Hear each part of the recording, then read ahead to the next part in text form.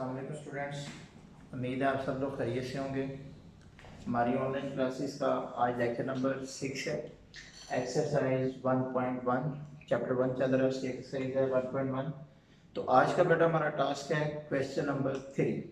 ठीक है, question number 3 बहुत ही इंपॉर्टेंट क्वेश्चन है पेपर पॉइंट ऑफ व्यू के लिए। ऐसे देखा जाए तो तकरीबन हर साल इसमें से लाजमी तौर पे एक शॉर्ट क्वेश्चन या फिर कभी कभार एमसीक्यूज बन जाता है। 90% चांस है कि वो शॉर्ट क्वेश्चन ही होगा, वरना फिर एमसीक्यूज। तो इस क्वेश्चन को आपने टोटली देखना है। ठीक है, ये क्वेश्चन कहता क्या है, हमने पहले दिन बात की थी फंक्शन के बारे में कि फंक्शन क्या होता है, एक वेरिएबल पर डिपेंड कर रहा होता है। ठीक है, इंडिपेंडेंट वेरिएबल, डिपेंडेंट वेरिएबल। तो यहाँ पर भी हमारा वो वेरिएबल से ही ताल्लुक होगा। ठीक है, आते क्वेश्चन की तरफ। क्वेश्चन कह रहा है the perimeter P of a square, एक स्क्वायर चीज मुरब्बानुमा शक्ल, ठीक है, जिसकी तमाम साइडें बराबर होती हैं, उसको स्क्वायर बोलते हैं। उसका पेरीमीटर जो है उसको रिप्रेजेंट करना है as a function of its area, as a function of its area. मतलब हमें किसी भी स्क्वायर के पेरीमीटर का आइडिया होना चाहिए और उसके एरिया का आइडिया होना चाहिए। ठीक होगी बात। सबसे पहले बात करते हैं हम पेरीमीटर की।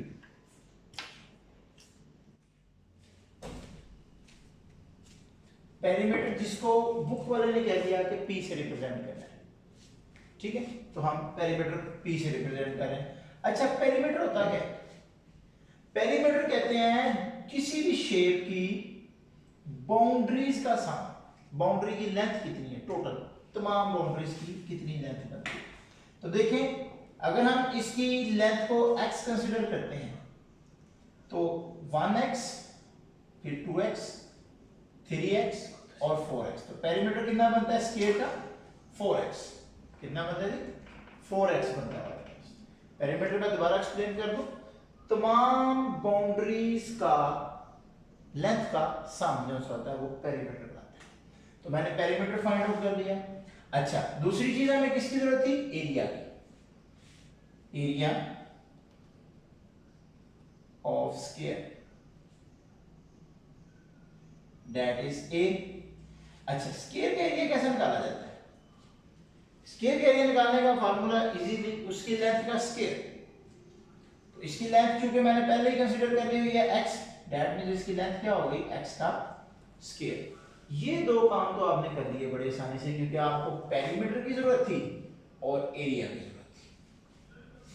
अब हमने करना है ये एज अ फंक्शन का क्या मकसद है। ठीक है, इस बात पे आते हैं बेटा। हमें जो पेरीमीटर का फार्मूला है उसमें किसी तरीके से एरिया को इन्वॉल्व करना है। किसको इन्वॉल्व करना है? एरिया। दोबारा क्वेश्चन जरा पढ़े, उसकी ट्रांसलेशन कर लें। Perimeter P of a square, किसी स्क्वायर का पेरीमीटर एज अ फंक्शन, वो फंक्शन रिप्रेजेंट होना चाहिए, वो फंक्शन शो होना चाहिए किसका? एरिया का। मतलब पेरीमीटर के फार्मूले में एरिया को इन्वॉल्व होना चाहिए।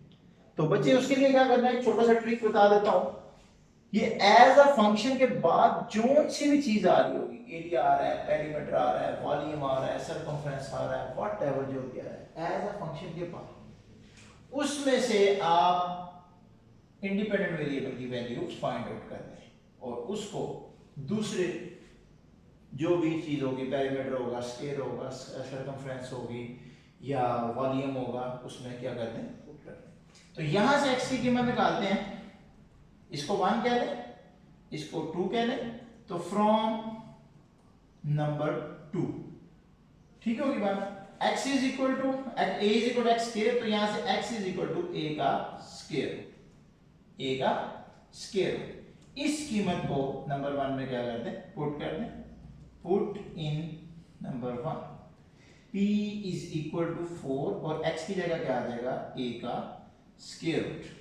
ये हमारे पास आप देख सकते हैं perimeter as a function of area represent हो गया। पेरीमीटर के फार्मूले में एरिया की इन्वॉल्वमेंट आ गई। इस चीज को हमने रिप्रेजेंट करना, ये इतना से काम है। सेम आते हैं क्वेश्चन नंबर 2 पे। ठीक है, क्वेश्चन नंबर 2 क्या कहते हैं? The area A of a circle, किसका एरिया? सर्कल का। इधर किसका एरिया था? स्क्वायर का। तो यहां पर उसने ज्योमेट्रिकल शेप चेंज कर दी, अब स्क्वायर की जगह किसको ले आया? सर्कल को ले आया। तो सर्कल का एरिया एज अ फंक्शन, किसका फंक्शन? Of it's circumference. किसकी सर्कमफ्रेंस? सर्कल की सर्कमफ्रेंस। तो मतलब हमें दो चीजों की सबसे पहले जरूरत है। One is area of circle, that उसने किससे रिप्रेजेंट किया? उसको ए से। अमूमन हम एरिया को ए से ही रिप्रेजेंट करते हैं। तो area of circle, area of circle होता क्या है? पाई आर स्क्वायर। स्टैंडर्ड फार्मूला, इसमें कोई इतनी ज्यादा डिफिकल्टी नहीं है। इसी तरह सर्कमफ्रेंस की बात करते हैं। सर्कमफ्रेंस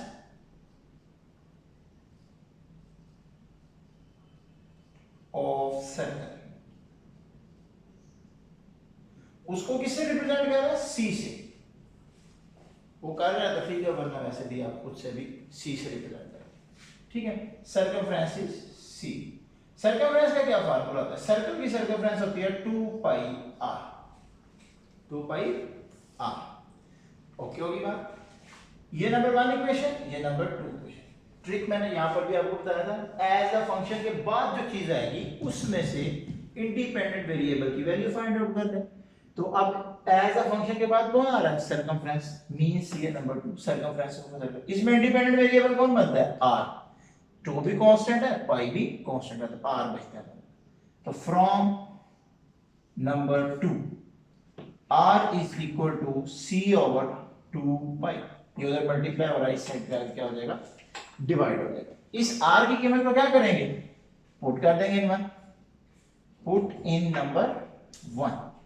तो a is equal to pi, r की जगह c over 2 pi का स्क्वायर।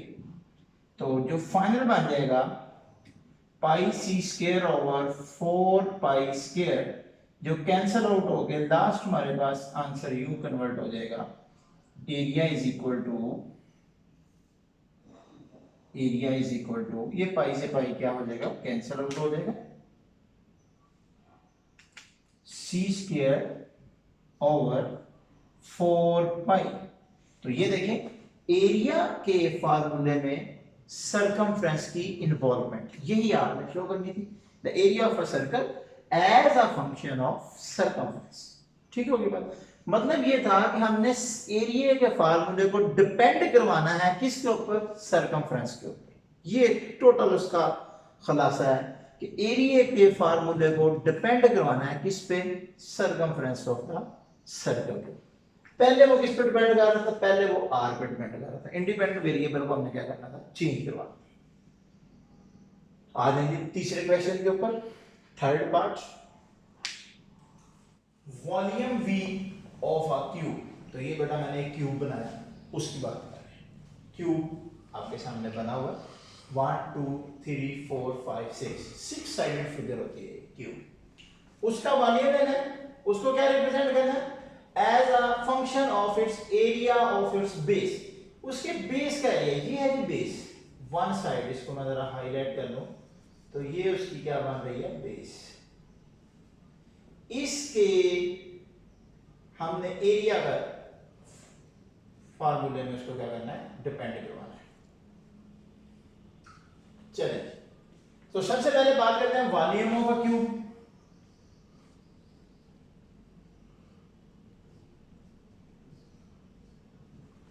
वॉल्यूम को कैपिटल वी से लिख देते हैं। ठीक होगी बात? Volume of a cube. क्या फार्मूला होता है? वॉल्यूम लंबाई जरब चौड़ाई जरब ऊंचाई। तो रेगुलर क्यूब है, इसकी लंबाई भी x, इसकी हाइट भी x और इसकी विड्थ भी x। तो x multiply x that means x cube. Volume क्या है? x cube, volume of a cube. अच्छा, एरिया ऑफ इट्स बेस क्या है? Area of base of cube. Area को हम ए से रिप्रेजेंट कर लेते हैं। Area length multiply width. तो इसकी लेंथ x, विड्थ x, तो x multiply x means x square, ये आपके पास एरिया आ गया। It's number 2, it's number 1। दोबारा ट्रिक पे आते हैं। तो एज अ फंक्शन के बाद कौन आ रहा है, area of base means number 2। वहां से इंडिपेंडेंट वेरिएबल की कीमत निकाल लें। तो जी from number 2 x is equal to a का स्क्वायर रूट, क्योंकि अगर x इंडिपेंडेंट है तो अगर उसकी वैल्यू निकालनी है तो दोनों तरफ स्क्वायर रूट लेना पड़ेगा। अब इस वैल्यू को नंबर 1 में पुट कर दें। Put in number 1, volume is equal to x की जगह क्या आ जाएगा, a का स्क्वायर रूट और होल का क्यूब। अब जिसको हम मजीद सिंपलीफाइड फॉर्म में यूं भी लिख सकते हैं, volume is equal to a की पावर 1/2, स्क्वायर रूट का मतलब होता है 1/2 और होल का क्यूब। पावर पर पावर हो तो पावर्स मल्टीप्लाई होके a की पावर 3/2 इज योर वॉल्यूम। तो ये देखिए volume as a function of its area convert हो जाएगा। ठीक होगी बात। ले बेटा, ये आपके 3 क्वेश्चन से इंतहाई आसान क्वेश्चन है। जस्ट आपने बुनियादी फार्मूलों का आपको पता होना चाहिए कि सर्कल का एरिया क्या होता है, सर्कल की सर्कमफ्रेंस क्या होती है, वॉल्यूम का, क्यूब का वॉल्यूम कैसे निकालते हैं, क्यूब की बेस का एरिया कैसे निकालते हैं, इसी तरह इधर स्क्वायर जो है उसकी एरिया कैसे निकालते हैं, उसका पेरीमीटर कैसे निकालते हैं। बुनियादी फार्मूले पता है। छोटा सा ट्रिक है कि जो एज अ फंक्शन की बाद वाली बात है उससे आपने इंडिपेंडेंट वेरिएबल की कीमत निकाल लेनी है और उसको पहले वाले जो इक्वेशन होगी उसमें क्या कर देना है, पुट कर देना है। तो आपका क्वेश्चन एक इंडिपेंडेंट वेरिएबल से कन्वर्ट होकर किसी दूसरे इंडिपेंडेंट वेरिएबल पे ट्रांसफर हो जाएगा। Thank you so much. कोई भी क्वेश्चन हो आपको तो आप उसको कमेंट बॉक्स में लाजमी पूछिएगा। अल्लाह हाफिज़।